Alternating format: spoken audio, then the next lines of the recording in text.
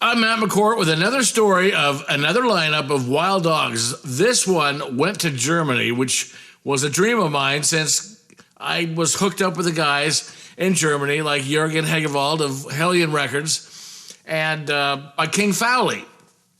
And King Fowley, I must say, is the guy who is responsible for me knowing all the people in Europe, and I appreciate that. Thanks, King, and best wishes to you. I had always had my heart set on going to Germany for, a decade. We got offers in 1998 when it was the Pete Lofman, Michael Brown Mach 2 version of Wild Dogs to go play Wacken open air when it was still a small festival, a party, a biker party. Playing live, touring was never a thing with Wild Dogs. We had a label that didn't send any bands on tour, which was probably a good thing because we would have ended up owing Mike Varney a ton of money, and in the end we didn't. We got paid, actually, and it wasn't a bunch, but we at least got paid. We didn't get a bill for going to Europe. Of course, we could have sold more records if we went there.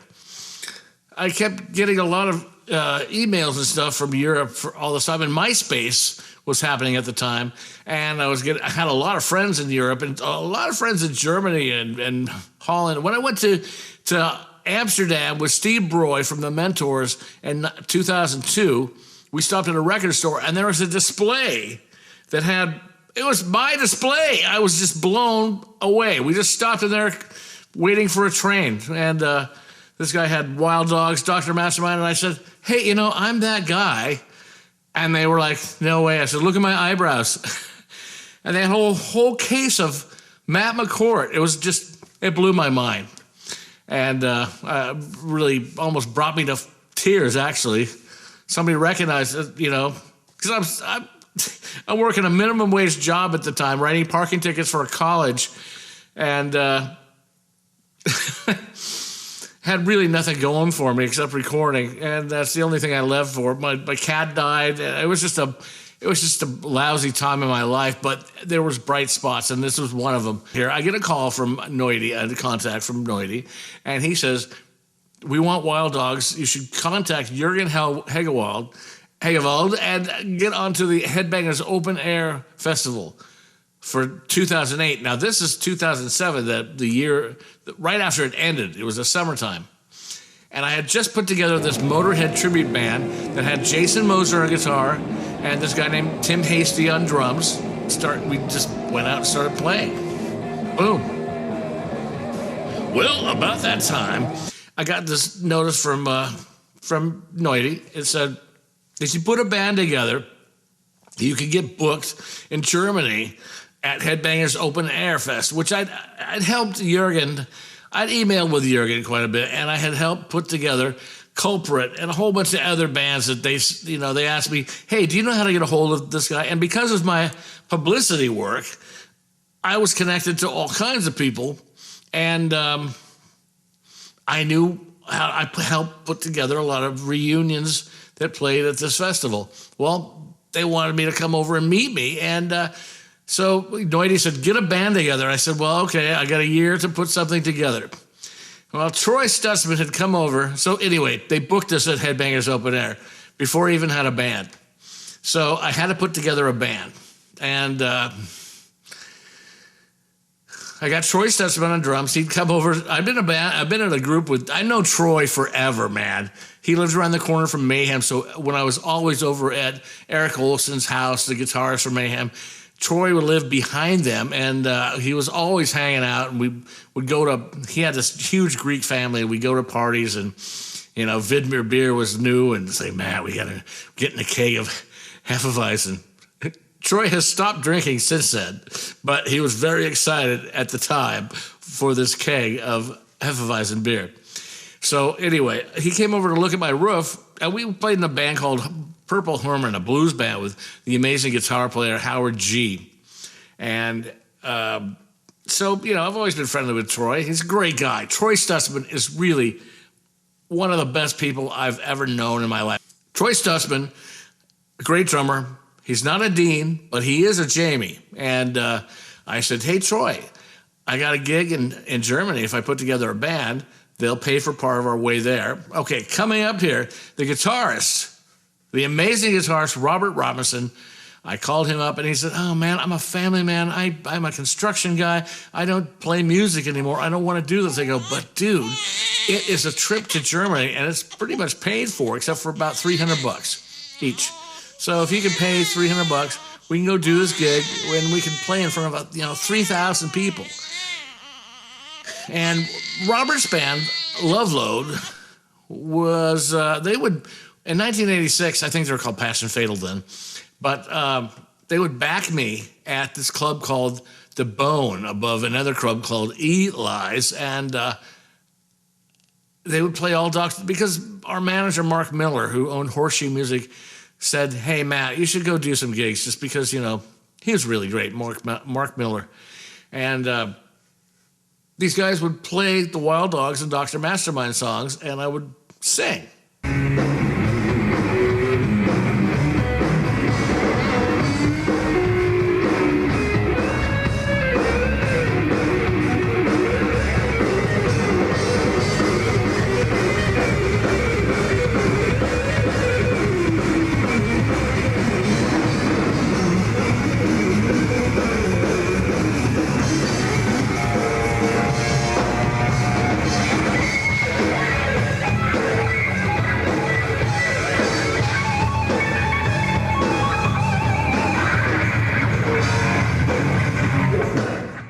Jeff's style, like dialed in for a long time.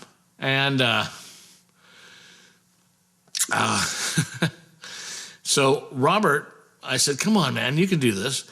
And it'll be great. And so he said, yeah. So boom, there goes the Motorhead tribute out the window. And another time when the curse of the Wild Dogs, encroaches on my fun times, because I love Motorhead, and that was really fun playing those songs. We did a bunch of gigs, and then I got the offer. And so Jason Moser, the guitar player for the Motorhead band, was going to be our bass player. But he had some family things that needed those. A couple of years from now, I may turn to mush. So I'm doing it while I can remember it. So anyway, boom, back to the story. We get together with Troy and Robert and Jason, and that works out, and Jason has to leave, so I said, look, I've been playing bass on this stuff for 10 years, and so I just took up the bass, and it was a trio again.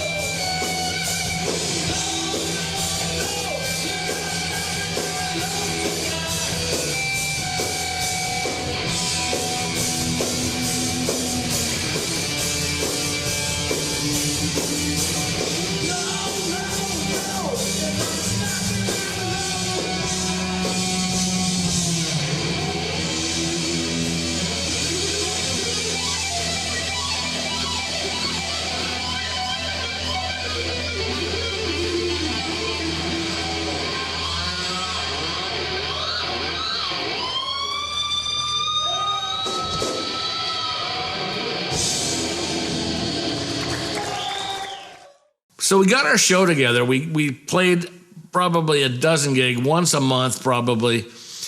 And that was our goal, was to play once a month somewhere. And we always played at the Roseland Grill with Dan Crenshaw's groups, or at the Mount Tabor Theater.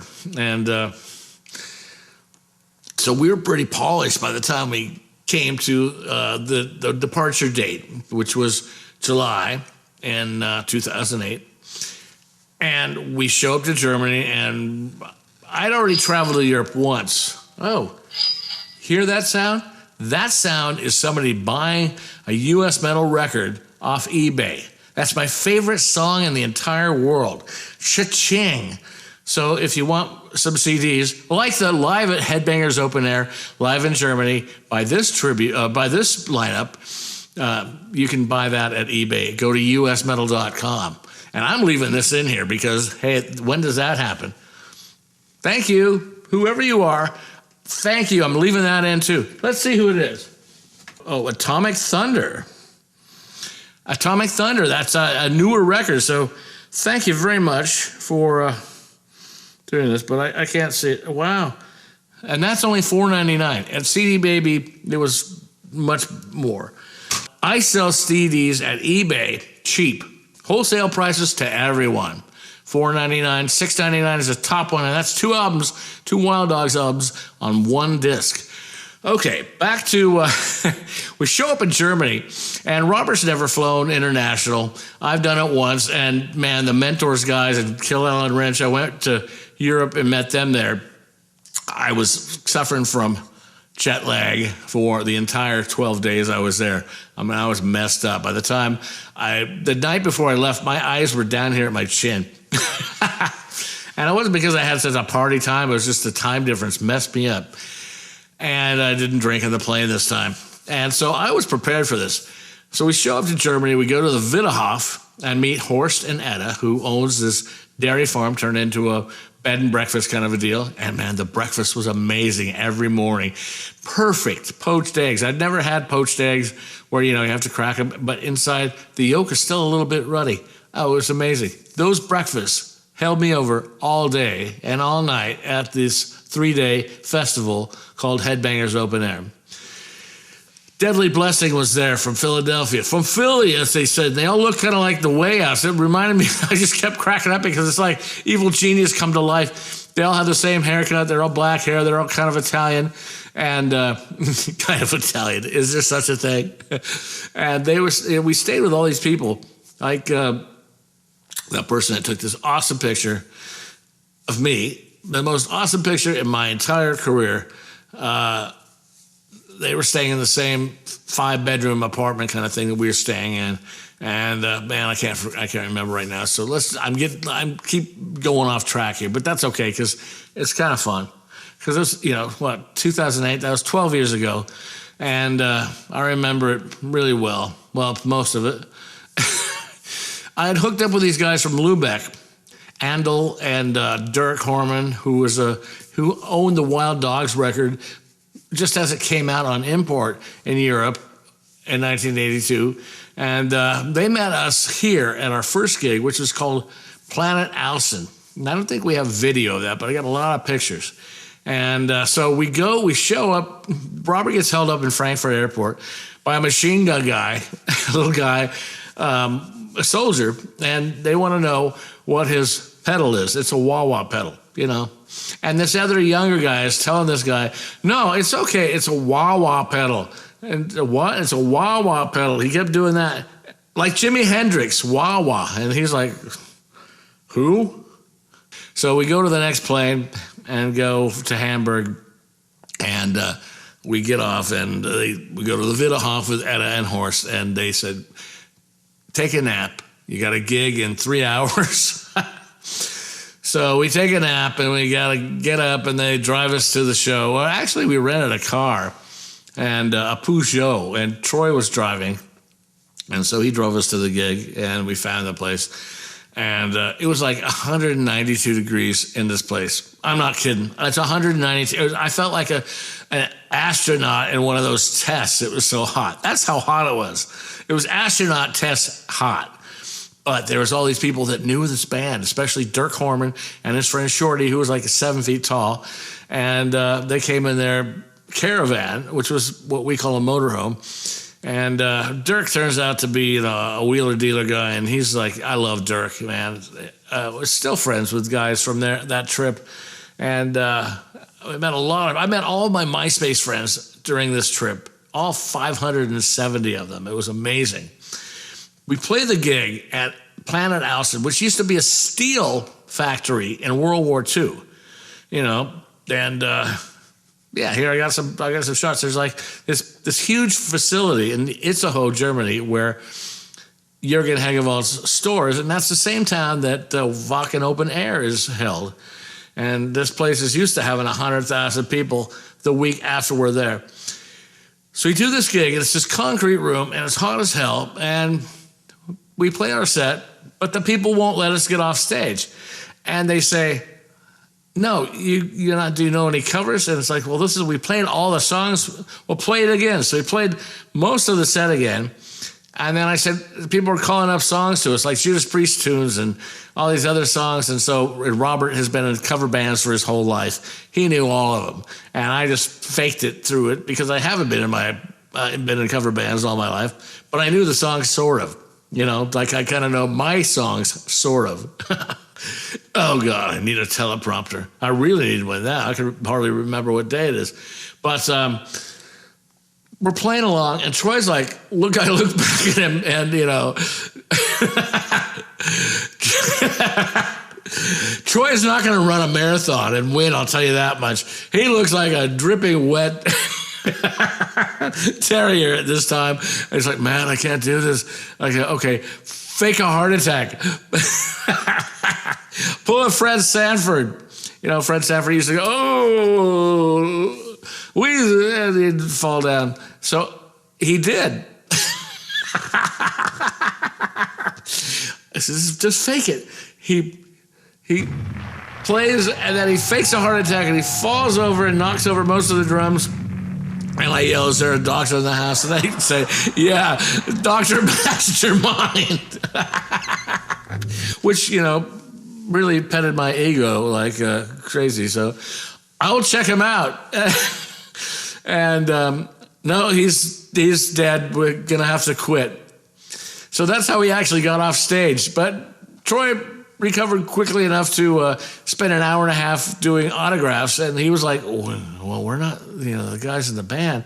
No, and they don't know any different because the Wild Dogs never toured. So nobody ever really saw the real band.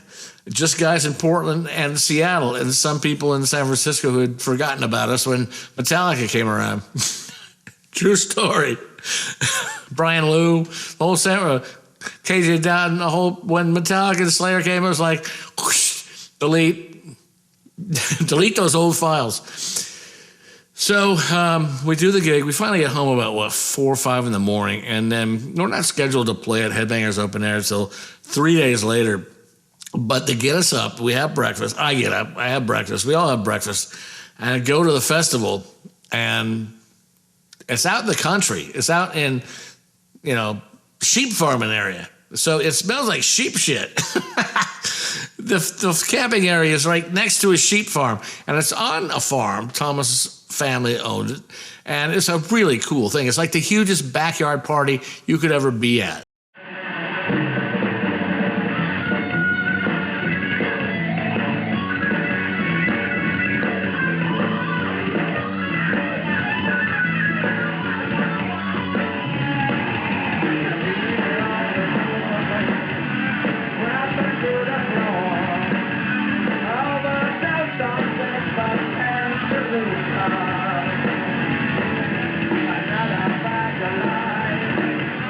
Another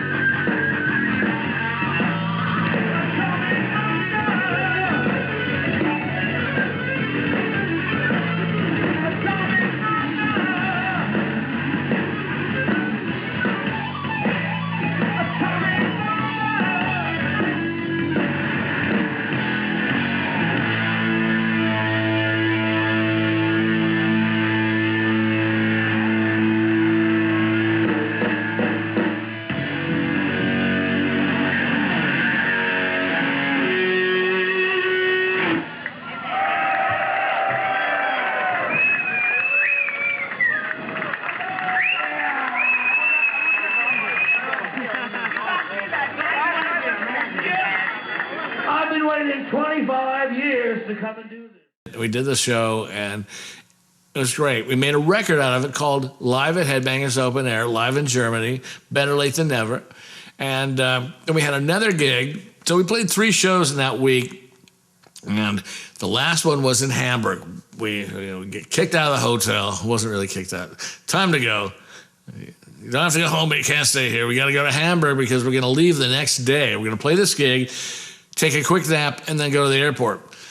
So we go to Hamburg Ballroom, and we thought, well, let's go find it first. So Robert and Troy had plaid shorts, white socks, and sandals. They totally look like Japanese tourists, except for the camera. And I go, well, where is this place? They go, well, according to this map here, it's that way, when it was actually just across the street and down this hill. But we took a walking tour of Hamburg that day, and it reminds me of Seattle on steroids, and it was so hot. It was like 102 degrees. And we kept buying these giant aqualung-sized bottles of water, and I kept saying, man, I don't know if I can go. I'm getting really hydrated here. And so Troy picks up on it, and we become the Hydrators. And we're still the Hydrators. And so Troy was begging these like Italian tourists for money for Vassar because he needed his, like drunks will beg for money for booze. Oh, God, that was hilarious. So we finally see this tour bus. Well, it's a school bus with flames. And we see this that was at the Headbangers Open Air Festival. And that's out in the country, remember. This is a city. And Hamburg, where the Beatles played all the time when they were teenagers. And, it's Sin City. And I never really saw Sin City. I just saw a bunch of old, decrepit sex shops that, we don't go into even at home. So we see these guys, and they're drinking beer. Because you can drink beer at lunch over there. And you can do anything you want in Germany. That's what Dirk always told us. And so I get, hey, we're trying to find a Hamburg Ballroom. You were at the festival. Where is this place? And he says, come on, I will take you. And we went to this guy, and he took us to the Hamburg Ballroom. And outside the Hamburg Ballroom is a line of people. And I said, wow. We get off this bus, and these people flood us. It's like they've been waiting for Wild Dogs to show up. So we get off this bus, and this crowd of people sees us, and they've been waiting for us so they heard we were going to show up here. So we sat outside in the hot sun signing. Man, people had bought my CDs. One guy had a stack that was like that big. I signed everything that he had. They had all kinds of stuff. We sat there and signed autographs to people who weren't at Headbangers Open Air, but they were going to go to Wacken Open Air and wanted to meet us. It was amazing. I mean, it's like, God, wow. My feet still are not touching the ground from that when I think about that. I couldn't believe it. It's like, whoa. Better late than never, right? That's always been my statement. In fact, I have it tattooed somewhere over here. Born to rock forever, better late than never. And all you people in Europe made my fucking day that day. My life was complete. We went back that night. We took a taxi there, and it turned out to be 2 minutes away walking from this hotel. And that's why we were booked at the hotel. All of us were. It looked like it was an old hospital at one time. And maybe World War II era. But we go and play the show and totally shred them. And so we go home, and we just continue to play shows for years, man. And we played with Raven. That was probably the most memorable. We played with Wasp minus the P, Chris Holmes' band. And so we played with Raven. And, I've known John Gallagher. We played with Raven and Anthrax in 1983. And John and I we were at this place called Cisco and Poncho's, this Mexican place behind the Starry Night. And John Donnelly had just said, if I owned a bar, I would call it Bowl of Booze and a bunch of booze, and our drink would be bunch of booze. And so John says, what's good to drink here? And I said, well, John says, they have a drink called Bunch of Booze. And so John Gallagher orders a bunch of booze. I said, no, he's putting you on, man. So we had to go pee. And I go, let's go back over to the hall. So John and I go to the Starry Night across the street, the place that Madison Avenue was born. And we go up and go to the bathroom, and he's heading for the sit-down stalls. And I thought, yeah, I better do that too. And we sat down, and we kept our conversation going through our, what do they call that? Through our business, as dogs would have to say. And I don't know, I thought, man, this guy is just real people. And I've loved the guy ever since. And they were headliners. Anthrax was second on the bill, and Wild Dogs was third. And got in touch with them when the internet became the thing, and I just love the Gallagher brothers. And John is one of the best people that ever dropped out on this planet, ever. And Raven, that's a great band, man. They are hard-working motherfuckers. So we're all sharing this dressing room, and Mark is taking his guitar, putting his guitar together because he put it takes the neck off, and it's just beat to shit and soldering stuff, and he's laughing. They're just the funnest people in rock and roll, man. Raven. And if you ever get a chance to meet him, you will agree. You'll see what I'm saying if you saw this. Anyway, we're telling stories and singing Mentor songs. And we're singing these Mentor songs so long that we forget to tune. And the guy kept calling us, hey, it's your turn to come on stage. And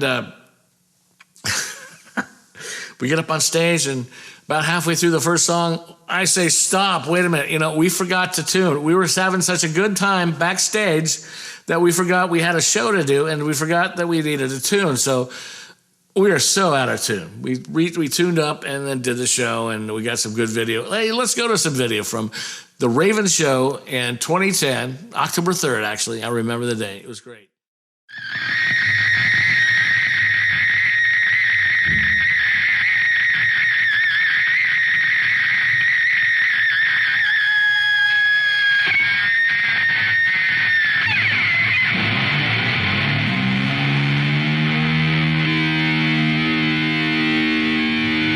Get your hands in the air! This is Rank and File!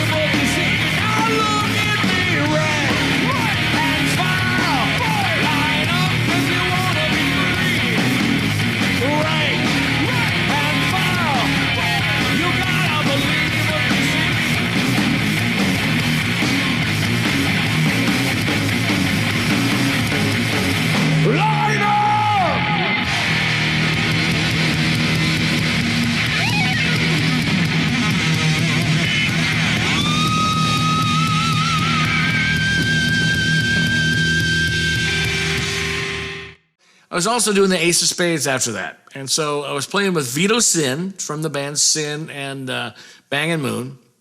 And Dave Hathaway, who is one of my best friends ever, they said, you should meet Dave and be friends. And we were. And they wanted us to be Wild Dogs. The young kids that saw us, like the Super Cheap Brothers. There's a bunch of young kids that were like in their mid-20s at the time who couldn't believe that, the Wild Dogs guy was here. It's like, so we ended up playing some Wild Dogs shit, and it just was not what I wanted to do at the time. I wanted to do everything but Wild Dogs crap. I did the Ace of Spades Motorhead tributes to get away from that. And it's, my curse, right? So anyway, they book us on a couple of great gigs with Robert and Troy. The Black Circle Fest is a 3-day festival that they book every year. It's like a European-style festival. 1 day's old school. And we were booked on that in 2011, I think. And it was Hyrax, Caton's band that we played with. And because I played his videos a lot on my TV show, and we did a gig with them when I was in Mayhem.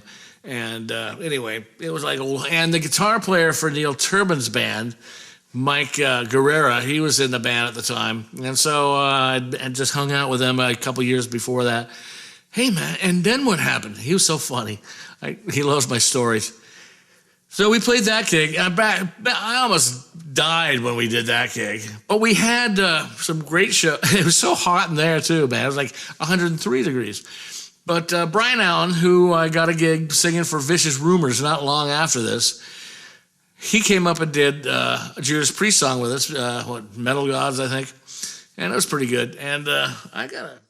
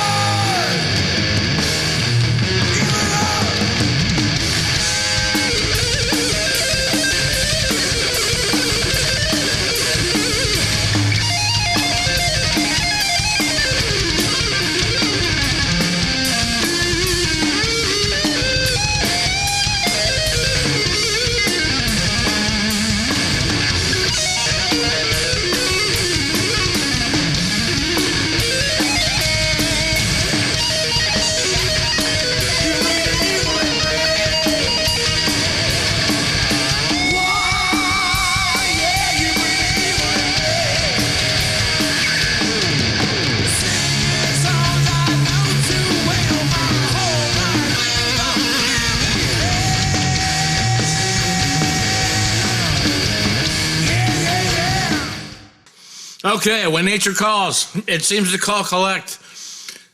So we did a Black Circle Fest for the Super Cheap Brothers, and that was with Hyrax, and killed it and almost killed us. I mean, there's no elevator, and the stage is 4 flights up, So we got to walk everything up, and it's hotter than hell. I would like to thank Steve Shades, for helping us out that night, because without him, I would definitely couldn't have been able to do that at all. And I don't know where he is. So Steve Shades, if he's listening, contact me. It's been a long time. I've been trying to get a hold of you for a while. And there. So everything kind of stopped for a minute. Robert's got his own band called the Robert Anthony Robinson Band. And Troy's been playing with all kinds of groups. And I just thought, okay, look, I'm tired of playing these gigs. With Ace of Spades, we played these little shows, little clubs every week. It just burnt me out. And that was going at the same time, starting in 2010. So for 2 years, it was every weekend. The van was already loaded. I learned that from Johnny Limbo. Just leave the gear you play with in the van and then show up with it. And that was really easy. But I was just done playing live for a while. And after that, we played one gig at this place called Branks, which used to be the Euphoria, which was the club, a big club that the Starry Night replaced. I saw Humble Pie there, and it was amazing. But that was in 1980. So we played this with, and the place is packed, and we did the Black Circle Fest. We played with Wehrmacht at a house party in 2012, and then nothing. Robert was off doing his thing, as it should be, because he had songs that were burning holes in his brain, and he had lots of them. So I think he's put out 6 or 7 records by now, plus a reunion thing with his band Love Load, which was really popular in the 1990s. And he also has a Whitesnake tribute. And Robert Robinson, here, let's play this video, Robert's newest video, which has got just sick hits on YouTube, man. Because Robert is amazing. I'm so blessed to play with the 2 guitar players that were just burners here in Portland, that were really original guys. Michael Brown in the 1998 version, and then MKIII here with Wild Dogs with Robert. And so let's go to that. This is Robert Anthony Robinson. Yeah.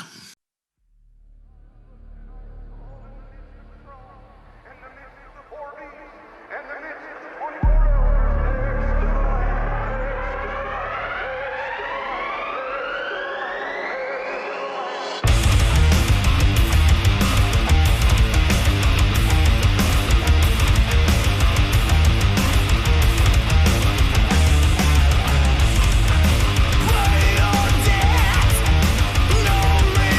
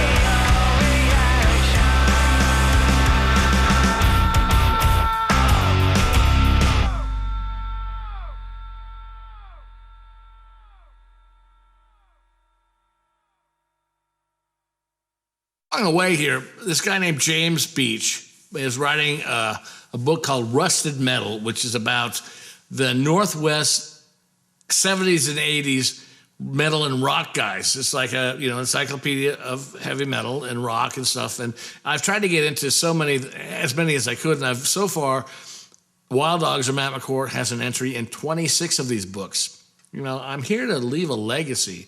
I'm going to leave a big body of work along with a big fat body that somebody has to carry to some hole.